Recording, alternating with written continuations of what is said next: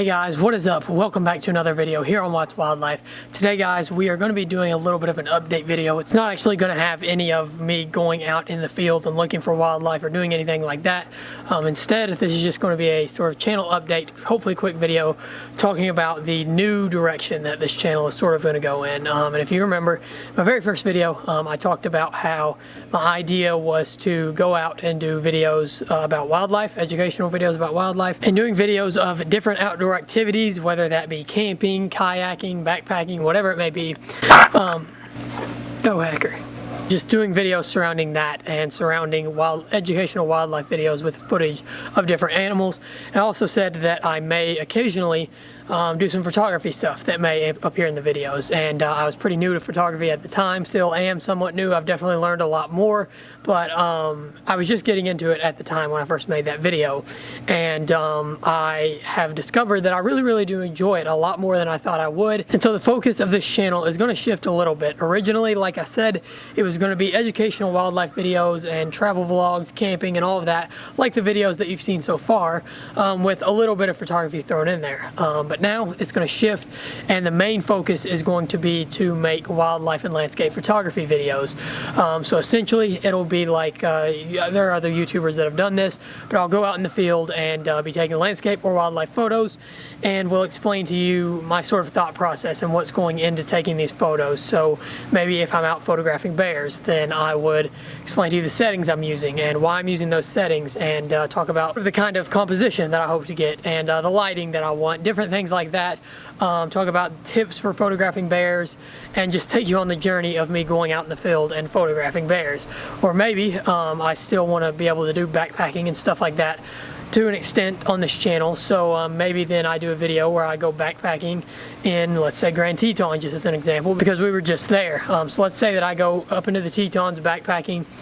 It won't just be a backpacking vlog, which is what it would have been before I decided to make this shift towards photography. It'll be a landscape photography vlog that I'm backpacking in. So essentially I'll be going out and backpacking and taking you guys on that journey, but as I go, I'll be taking pictures of different things and explaining to you my setup, my composition, settings, all of that different stuff within those photos as I'm taking those photos. So overall, just the channel is going to shift from being generally wildlife in the outdoors to more centered and focused on wildlife and landscape photography. And so the majority of the videos will now be focusing more on that photography side of wildlife and landscapes. So now I'm getting a little bit more of a narrow focus for the channel, and we're gonna kind of turn it into a wildlife and outdoors photography based channel rather than just in general. So that should be pretty exciting. I'm really excited to get out and start making some different vlogs doing photography, and you know, kind of take you guys on the journey of that. And with that, I would like to announce the new video series that I'm planning for the channel that will be the future of the channel. Really, this is my main thing that I'm going to be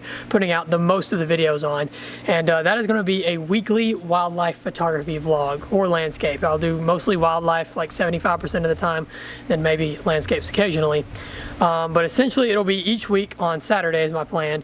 I will put out a vlog that will be chronicling all of the photography that I've done throughout the week on wildlife and whatever else. So you can expect those every Saturday. I'm not starting right now because I have some upgrades I need to make to my camera. I'll talk about that in a minute. But essentially, it's just not going to be starting right now because of that. It'll be starting a little later, probably be a couple of months before I can really get that kick started.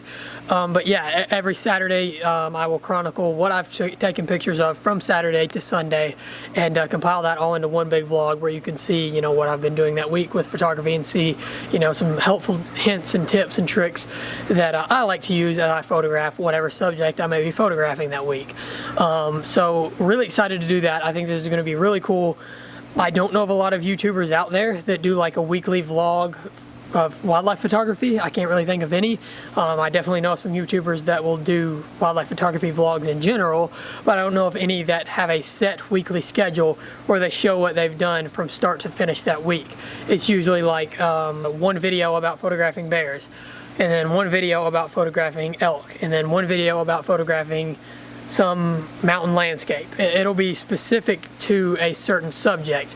These videos are not going to be that way. They're going to be specific to what I've done that week, with a variety of different subjects throughout the week, as opposed to an individual video for each subject, if that makes sense.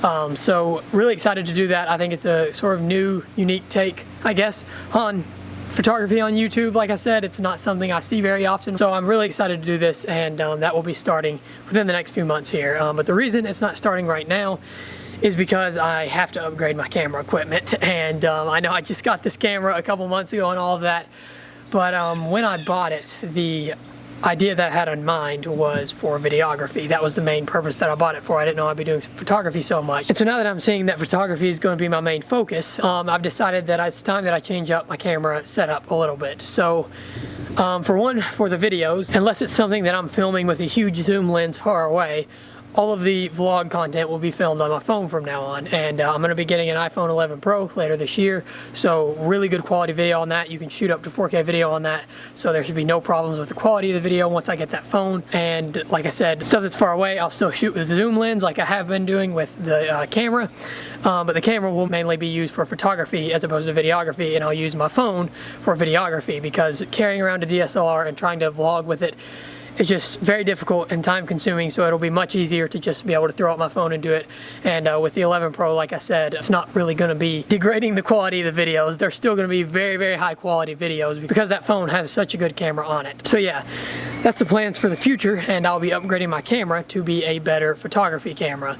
And this is quite the jump that I'm going to be making. But I'm going to be buying the Canon R5, Canon's new flagship mirrorless camera, and Canon's new RF 100 to 500 4.5 to 7.1 lens. Some of you watching this probably don't know a lot about cameras and don't know exactly what that is, but you can look it up, and that is a very professional and very expensive setup, and so it's going to take me a while to get the money saved up for that, and that is why it's going to be a couple of months until I can get this wildlife photography vlog kick-started, because I'm going to be selling this camera and working a ton and selling a lot of other stuff I have to be able to get the money to afford that camera and that lens. But it will essentially set me up for making full-on professional photos that could sell or be printed massively and hung on a wall. I mean, with that camera, I'll be able to make just absolutely perfect professional photos. Whereas with this camera, you had limitations because of the kit lenses that I have with this camera and all of that. It is very limited in the good photos that you can take. Now obviously I rented the lens earlier this summer and was able to take much better photos at Yellowstone. I rented Canon's EF 100-400 Mark II, but the reason I'm not just buying that lens, which was my original plan, and pairing it with this camera, is because we're sort of in this period right now in the photography world of shifting from DSLRs to mirrorless. The future of photography is mirrorless. So I would rather not spend like $2,500 on a lens that's for a DSLR system and then that be outdated in a couple of years when mirrorless is the main thing. I would rather just go ahead and buy a mirrorless lens and upgrade to a mirrorless camera. No need to spend the money, that thousands of dollars, on a lens that is soon going to be outdated. Now obviously you can do the adapter with the EF to RF adapter and can still use the lens on RF mounts, but I'd rather just go ahead and upgrade. I'd rather just go ahead and switch before DSLR stuff loses its value, and just make the jump to mirrorless. And the thing about the R5 is, it's so much better than any other wildlife camera out there, really. I mean, there's some Sony cameras and some Nikon cameras that are up there, but the R5 is just top of the line for wildlife, from the Animal Eye AF that Canon has just incorporated that is incredible, to the megapixels, obviously 45 megapixels. I mean, you can crop in way on an image. If you don't have enough range on that zoom lens, you can go ahead and still take the shot and just crop in on it, and you're still going to get a really high quality image out of it because it's 45 megapixels. And besides that, it can shoot an 8K video. So if I'm filming wolves really far off like I was this summer, if you remember some of the footage in that vlog was very blurry and it's hard to even make out the wolves. With 8K quality, I'll be able to crop that in and that will be very, very good footage. I mean, to put it in perspective, this is 1080p video that I'm shooting on this camera, and that was shot of those wolves this summer. So imagine instead if I'd been shooting that in 8K with that same zoom range, way better quality video. I would have been able to crop that 8K in and make way, way cleaner footage of the wolves way far off. So as far as for videography, this will also be a very, very helpful camera in that regard too. And besides that, the high ISO capabilities of the R5 are like ridiculous, because obviously for wildlife photography, one of the very important parts is having a camera that is able to handle ISOs well. I mean, compared to this camera, when I was shooting above like 12,000 on this camera, might as well have not even taken the picture because it is just such terrible quality that it's never going to be worth posting or selling or even editing or anything or putting any time into. It can basically just go straight into the trash can. In comparison, shooting on the Canon R5 at above 12,000 ISOs, you do a little bit of denoising and post-processing and you're going to be good. I mean, it's still a totally salvageable, printable, and sellable image. Whereas on this camera, I didn't even edit them because they were just that bad. So that is another huge benefit about the R5 that is going to allow me to get much better shots than I'm able to on this camera, obviously. And then, like I said, the Animal Eye AF, this thing, it's just not, I mean, it works for autofocus, and you can see some of the wolf shots I got very sharp. Some of the other shots I got, a lot of shots I've taken on this camera are very sharp, but of all of the wolf images I took, this is just for an example scenario of the black wolf that crossed the road in front of us. Maybe 3 or 4 were sharp enough to be post-worthy in my opinion. The rest of them were too blurry because as the wolf was kind of ducking in and out and behind the sagebrush, this camera just couldn't pick it up. It just doesn't have a good enough autofocus system to pick it up and really get a sharp, tack sharp image of that wolf. On the R5, would have locked onto that wolf's eye and followed it the whole way through. Every single image would have been sharp. So there are just different things like that that make the R5 so much better. And besides that, just to even go a little farther into it, the R5 has an electronic viewfinder, and when you're looking through that, you can actually see what your exposure is through the viewfinder, which has always been a problem on DSLRs for wildlife photographers. Obviously, you can still see your exposure in there and see if you're generally in the right area, but you can't actually see the photo you're taking in the viewfinder on DSLRs, but you can on mirrorless cameras. That's important because if you are taking photos of an animal and it's, you know, running this way maybe, or a bird in flight, the exposure that you need can change very, very fast. I mean, it can change like that. It can go, you know, you could be 3 stops off in a matter of 5 seconds on your images. So a lot of times in a DSLR, when you're in a super fast-paced and intense shooting situation, you're panning or following a bird, or maybe it's a cheetah running across the plains in Africa, you might miss that shot because you're just focused on getting your composition right and making sure the images are sharp and all of that stuff, and you totally miss the fact that your exposure is now off 3 stops from when you actually set the exposure over here, and when the cheetah has ran all the way to over here, now your exposure is off. On the R5 with the electronic viewfinder, you're going to see that changing in the viewfinder, so that's never going to be an issue. And besides that, one more thing to note about the R5 is the 12 frames per second on mechanical shutter and 20 frames per second on the electronic shutter. And while the electronic shutter, when panning, can add a little bit of a lean to some of the vertical objects, it still will work for the most part if you're not panning and following something. And it's silent, which is very important because, like, when I've been back here photographing deer, usually I can get in about 10 to 20 shots max before they run because they hear the mechanical shutter. With the R5 and the electronic shutter, it's dead silent. You can't even hear the camera make any sound when it takes a picture. So if I'm shooting with the electronic shutter, I can sit there and shoot for 30 minutes and the deer never even know that I'm there. So yeah, a lot of benefits are on the R5 that, and on mirrorless cameras in general, that DSLRs don't have. And for me, the R5 is a very good upgrade to make because while this camera is a good beginner wildlife photography camera, I've done a lot of research, I've watched a lot of YouTube, I've taken some wildlife photography online classes. Obviously, I've done a lot of wildlife photography in the past few months and I've learned a lot, and I'm ready to upgrade. There is stuff about this camera that is holding me back that is preventing me from getting shots I could have gotten had I had a camera like the R5. So it's time that I upgrade. As expensive as it's going to be, it's time I go ahead and do it, and I'm going to be able to really step up my game in wildlife photography. So yeah, that's a long spiel about why I'm getting the R5 and why it's so much better, and why it's going to be so long until I'm able to start these weekly wildlife photography vlogs. But with all of that said, I'm really looking forward to this. It's going to be a really awesome new shift in the channel, and I'm excited to focus more on photography. I kind of felt like the videos I've made so far sort of just been me filming what I'm doing as opposed to actually teaching you guys something about a skill like photography. This will have more of a purpose to it, I guess, is what I'm trying to say. So it should be pretty exciting. I'm really looking forward to that. And just to close this out, last thing I want to say is the future of the channel. Besides that, what are my plans for next year? What am I going to be photographing once I get the R5 and all of that?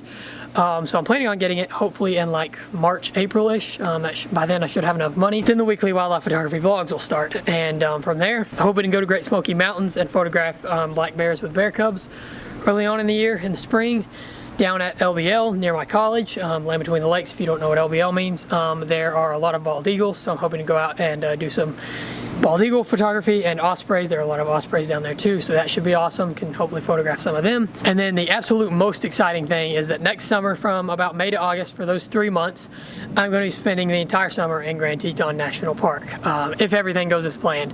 It's about a 95% chance I do that. There's on the off chance that I couldn't, then I don't know what we'll do.